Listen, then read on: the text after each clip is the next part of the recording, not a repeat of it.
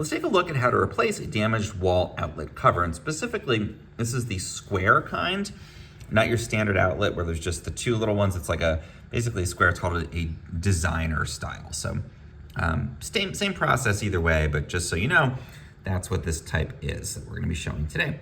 So these get damaged fairly readily. As you can see, this one got snapped off on the side, and it's very simple to replace this. So first we're just gonna order our replacement. And again, if it's a square shape like this, you gotta make sure, or I guess rectangular, you gotta make sure that it's a designer cover.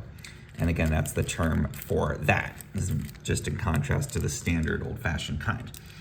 Now that we have our cover, the next very important thing we have to do is shut off the power at the breaker panel. So you don't want to have electrical power in here when you're doing this in case your tool slips or something moves around or anything like that. So I have already shut off the power at my breaker panel. And now we're just going to undo the screws at the top and bottom of the outlet cover. And there is the outlet.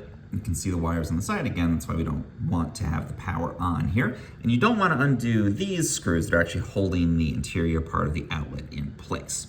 Now we're going to go ahead and open up our new cover. And we are simply going to place it over the outlet there. And usually this will come with its own screws. If it doesn't, you can reuse the ones from your old outlet if they're in good condition.